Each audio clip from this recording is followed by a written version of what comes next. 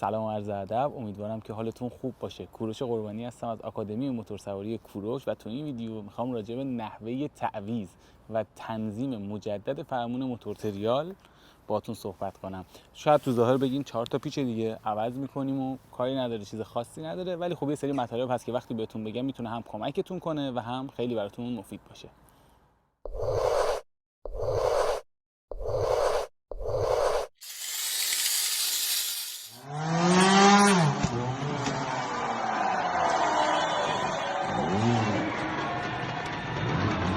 خب حالا قبل از اینکه بریم سراغ ویدیو ببینیم که چه ابزاری رو برای این کاری که امروز میخوایم انجام بدیم نیاز داریم.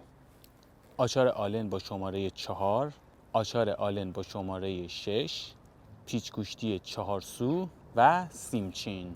برای تعویض فرمون اولین نکته‌ای که باید بدونیم اینه که بسته بودن فرمون روی کلمپ فرمون خودش خیلی میتونه کمک ما کنه که بتونیم اجزایی که روی فرمون هست رو به راحتی باز کنیم. حالا من این تجربه خودم رو میگم، زمانی که کوچیک‌تر بودم وقتی می‌خواستم فرمون عوض کنم اولین کاری که می‌کردم صاف می‌رفتم سراغ 4 تا پیچ فرمون. این 4 تا پیچ رو می‌کردم، بعد می‌گرفتم دستم، خب حالا بعد یکی بیاد این فرمونه رو بگیره من بتونم این دیگه رو بکنم. پس اولین مطلب یادتون باشه تا جایی که بهتون توضیح ندادم سعی کنین که بذارین فرمون توی جای خودش باشه، این قشنگ نگه داشته براتون. شما این کارا رو انجام میدین و بعد بهتون میگم که چه موقعی لازم میشه که این پیچا رو باز کنین. حالا شاید این صحبت من یه خورده مبتدیانه باشه، ولی کاری بوده که خودم تو سن پایین‌تر کردم و گفتم شاید حالا جالب باشه، شاید اشتباهی باشه که خیلی دیگه هم انجام بدم.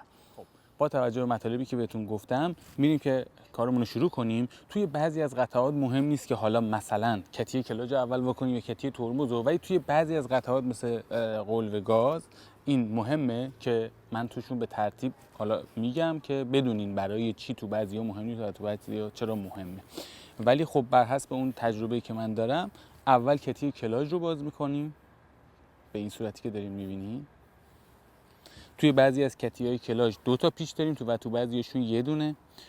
بعد از اون خاموش کن رو باز میکنیم. بعد از کتیه کلاژ و بعد از خاموش کن میریم کتیه ترمز رو باز میکنیم که حالا اینجا یه نکته‌ای که هست اینه که جالبه اینه که بدونی بعضی از پمپ‌ها مثل پمپ کلاژ من 2 تا پیچ داره ولی پمپ ترمز یه دونه پیچ داره که حالا جفتش رو میبینین که بتونین حالا جایی دیدین تعجب نکنین بگین چرا این 2 تا داره اون یه دونه. بعد از اون میریم سراغ پیچ‌های کلمپ فرمون. شاید واسهتون سوال باشه که چرا قلوه گاز رو وا نمی‌کنیم؟ من نگفتیم آقا همه چی رو اینا رو باز کنیم بعداً بریم سراغ فرمون، ولی این توضیح رو بعد توش بهتون بدم و بسیار لازمه. اونم اینه که شما اگر فرمون روی کلمپ‌ها باشه و بخواید اقدام کنیم به باز کردن قلوه گاز، به دلیل سیم گاز شما اینو که باز کنین نمیتونین اینجا خارجش کنین، نمیرسه و ممکنه که بکشین این سیمو و حالا مشکلاتی اینجا به وجود بیاد، مگر اینکه در پوش قلوه گاز رو باز کنین و سیمو از توش خارج کنین که اصلا نیازی نیست. پس تا اینجایی که باز کردیم قلوه گاز رو دیگه باز نمی‌کنیم، میریم پیچای کلمپ رو باز می‌کنیم همونجوری که دارین تو ویدیو می‌بینین. بعد فرمون رو که ازش جدا کردیم به این صورت که الان دارین می‌بینین قلوه گاز دیگه خارج میشه به راحتی از فرمون و دیگه به هیچ جایی هم هیچ کشیدگی و فشاری ایجاد نمیشه.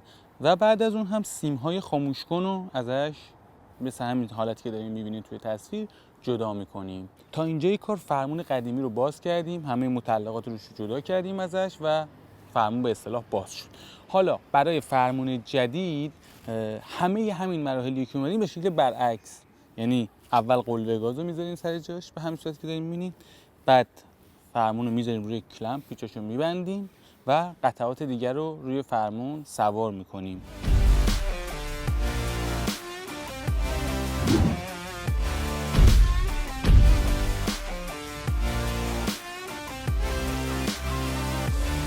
خب فرمون قدیمی رو باز کردیم، لوازمی که روش بود ازش جدا کردیم، فرمون جدید هم گذاشتیم روش. ولی قبل از اینکه بریم سراغ تنظیم مجدد فرمون و نکاتی که داره، لازمه که یه توضیحی بدم، یه تشکری کنم از اسپانسرای آکادمی کوروش، کافه دوکاتی بابت حمایت مالیشون و شرکت استری و بتا تولز بابت لوازم و ابزاری که در اختیار ما گذاشتن. حالا مثل این کلاهی که سر منه، کلاه زمستونی استریه، یا این لباسی که کاپشنی که تن منه و شلوار کار استری و تمامی ابزارهایی که توی این ویدیو شما دارین میبینین.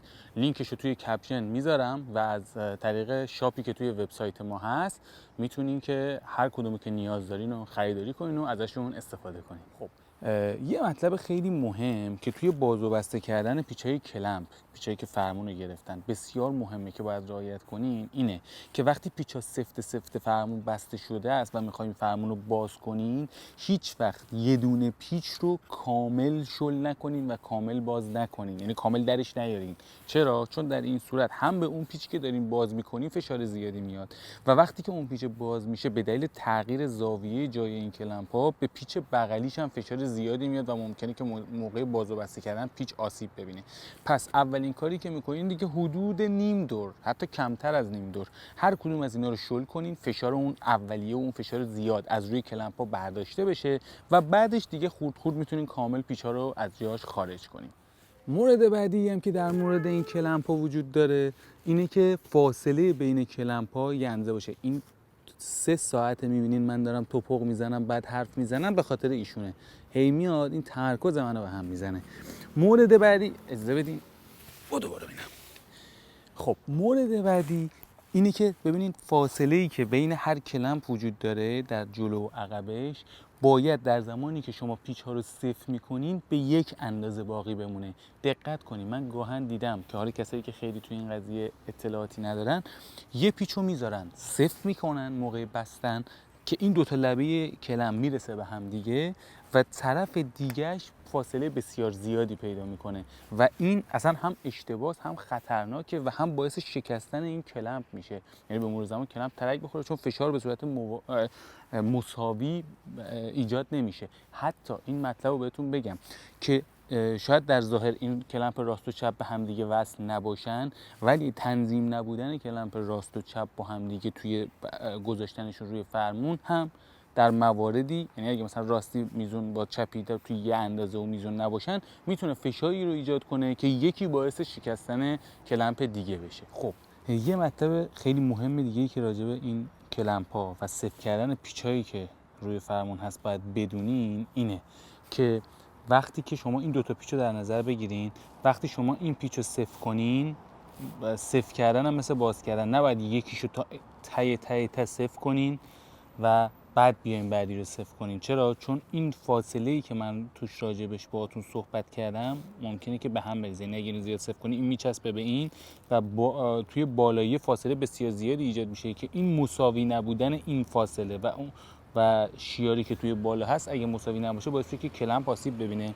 حتی این کلمپ اگر تنظیم نباشه میتونه این کلمپی که تنظیم هست رو هم بشکنه یا آسیب بهش بزنه. ولی نکته مهمش اینه که مثل باز کردن پیچ که گفتم آقا اینو یه ضرب باز نکنین بعد بیاین پیچای دیگه رو واکنین، چون اینو که یه ضرب واکنین فشار میاد رو این. توی بستن هم به همین صورته. شما اگه میخواین پیچو ببندین این پیچو میذارین میبندین به این صورت با این سمت آلن که نتونین فشار زیادی روش بیارین تا پیچ به اصطلاح به کف برسه و بعد پیچ بعدی رو میذارین و اونو هم به کف میرسونین و بعد حالا یه نیم دور اینو صفر میکنین یه نیم دور اینو و به همین صورت میرین جلو که آسیبی به رزوه ها و به پیچ وارد نشه. و اینو هم بدونین هر یه نیم دوری که اینو صفر میکنین باز این پیچ کنارش ممکنه که شل شه. خب حالا دلیل اینی که من به شما میگم اینو صفر میکنین اون یکی شل میشه یا اینو صفر کنین این یکی شل میشه چیه؟ دلیل اینه که شما با صفر کردن این پیچ این قطعه رو نزدیکتر میکنین به فرمون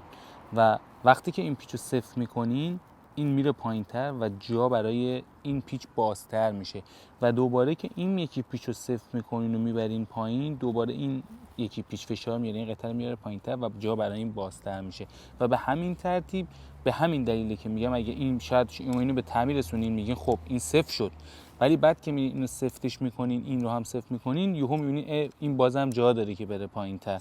پس این دلیلش اینه که با هر سفت کردن هر پیچ جا برای پیچ بعدی دوباره باز میشه. ولی مطلب دوم مهم اینه که اینو خاطرتون باشه این کلمپ‌ها بسیار قدرتمندن و وقتی که شما سفتشون میکنین بسیار فشار زیادی رو فرمون وارد میکنن. پس نیازی نیست که اینا رو تا سرحد مرگ سفت کنین. حالا به صورت خیلی حرفه‌ای ترش اینه که دستگاهی هست به اسم تورکمتر و توی کاتالوگ موتور دونه به دونه پیچ ها رو توضیح داده که با چه فشاری باید این پیچ صفر شه. تورکمتر به اون مقداری که حالا شما بهش عدد رو وارد میکنین میتونین بهش فشار بیارین و وقتی به اون عدد میرسه و پیچ صفر میشه خلاص میشه و دیگه اجازه نمیده شما اون پیچ رو صفر تر کنین از اون عددی که وارد کردین. اون عدد هم توی کاتالوگ موتور راجع به تک تک پیچای موتور است، پیچای سیلندر، پیچای اگزوست، پیچای چرخ، همه موجوده.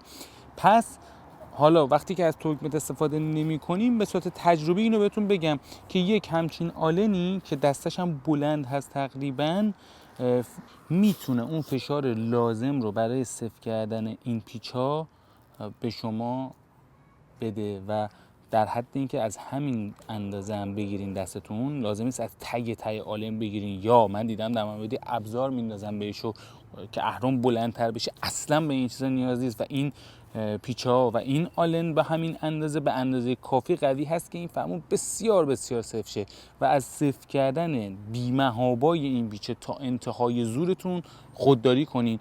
هم الان به پیچ و رزوه آسیب میزنه، هم موقع باز کردن دردسر میفتین، فرمونتون هم خراب میشه. برگردیم سراغ نکاتی که در مورد تنظیم فرمون لازمه که بدونیم. اولین فاکتور مهم توی تنظیم فرمون قد شماست. هرچی قد شما بلندتر باشه زاویه فرمون تو حالت جلوتری باید توی تریال تنظیم بشه. هرچی قد شما کوتاه‌تر باشه اون فرمون زاویه فرمون به سمت عقب‌تر متمایل میشه.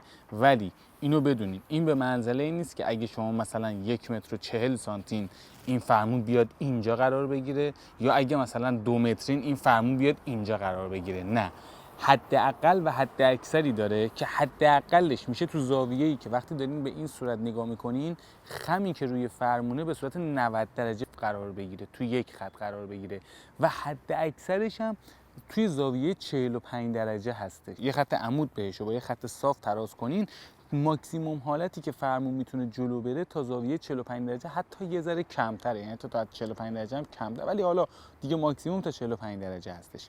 فاکتور دوم توی تنظیم فرمون توی موتور تریال اینه که شما موتور سوار حرفه‌ای هستین یا موتور سوار آماتور. حالا این موتور سوار حرفه‌ای یا آماتور منظور من توی بیان این جمله این نیست که مثلا بر فرض مثال من کوروش قربانی موتور سوار حرفه‌ای ام و شمایی که شاید دارین این ویدیو می‌بینید موتور سوار آماتوری. نه، منظورم از حرفه‌ای و آماتور کساییه که در حد یک جهانی دارن سوار میشن، فرموناشون رو کمی جلوتر تنظیم میکنن. چرا؟ به دلیل اینکه اکثر حرکاتی که اونا تو تمرینات روزانه‌شون انجام میدن متمرکز روی تمرینات چرخ عقبه.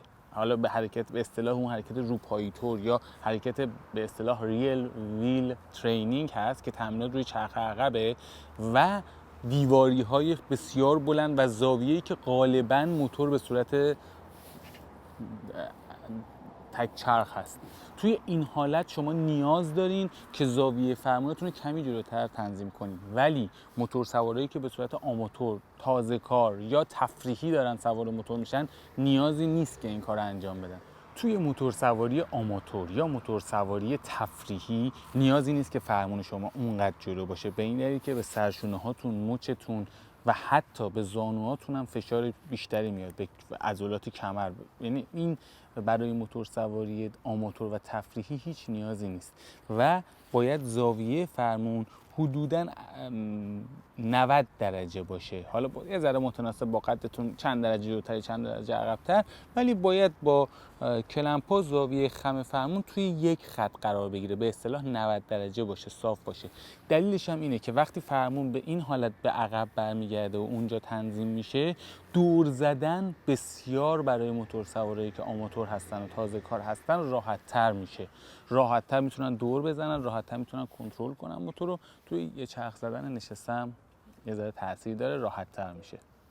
یاد گرفتیم فرمون رو بردارین، فرمون جدید رو روش نصب کنین و تنظیمش کنین. بازم اگر سوالی دارین که به ذهنتون رسید که من توی این ویدیو راجبش توضیح ندادم میتونین که بپرسین و من در سریع ترین حالت ممکنه بهش جواب میدم. ممنون که به تماشای این ویدیو نشستین. تا ویدیو بعدی، خدا نگهدار.